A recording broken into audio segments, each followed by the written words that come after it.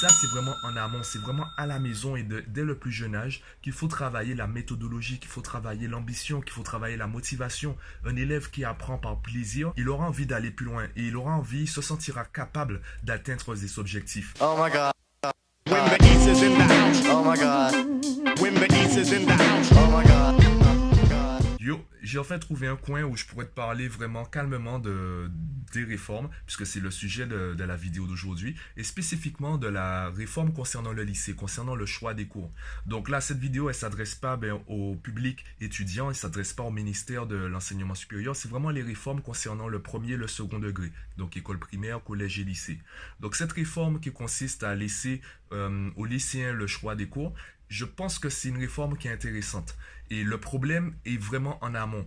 Tous les inconvénients qu'on cite, ce sont des inconvénients qui se trouvent en amont. Il y a trois profils d'élèves. Le premier profil, donc, ce sont les vrais bons élèves. Ceux-là, ils travaillent de manière autonome, ils travaillent régulièrement, de manière efficace. Peu importe le système éducatif dans lequel ils sont en place, ils réussiront à s'en sortir. Donc pour eux, l'impact de la réforme, il est minime. Ils savent déjà ce qu'ils veulent, ils connaissent déjà leurs points forts et leurs points faibles. Donc lorsqu'ils font un choix, c'est déjà un choix assez éclairé. Le deuxième profil, eh bien, c'est ce qu'on appelle les mauvais élèves. Ceux qui sont, par exemple, en échec scolaire ou ils ont du mal à intégrer le système éducatif français. Ceux-là, ben, peu importe le cadre, tant qu'on aura des classes entre 25 et 35 élèves, eh bien, ils seront toujours en échec scolaire, ils seront toujours traités de mauvais élèves tant qu'ils n'ont pas eu le déclic ou tant qu'ils n'ont pas intégré un autre système éducatif. Et il y a le troisième profil, et c'est celui-là qui aura le plus fort, qui va être le plus gravement influencé par la réforme. Ce sont les élèves moyens, ceux qui vont à l'école parce qu'on les oblige à aller à l'école, ceux qui vont à l'école pour, par exemple, juste apprendre ou pour avoir un métier plus tard, ceux qui n'ont pas vraiment de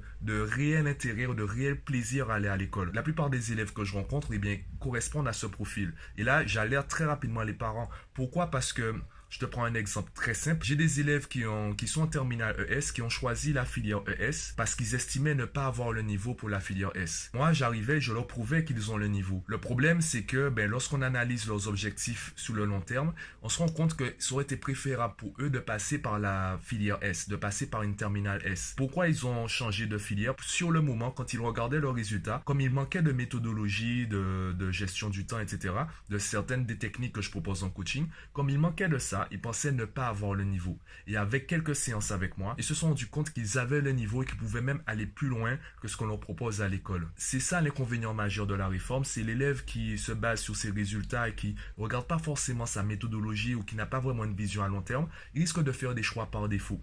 Et ça, c'est vraiment en amont, c'est vraiment à la maison et dès le plus jeune âge qu'il faut travailler la méthodologie, qu'il faut travailler l'ambition, qu'il faut travailler la motivation. Un élève qui apprend par plaisir, il aura envie d'aller plus loin et il aura envie, il se sentira capable d'atteindre ses objectifs. Donc, il ne fera pas des choix par défaut, il fera des choix qui correspondent aussi bien à ses objectifs à long terme qu'à son plaisir à court terme. La réforme en elle-même, eh bien, tout dépend du profil de ton enfant. Si c'est vraiment un bon élève, il sera légèrement impacté par la réforme. Le problème, c'est surtout si c'est un profil moyen. S'il est juste là, lui-même, il ne sait pas trop pourquoi il est là, eh bien, c'est là où il risque d'être gravement influencé, gravement marqué par la réforme. Partage-moi ce que tu en penses, partage-moi ton avis sur la réforme et également sur cette vidéo. Et moi, je te dis à bientôt.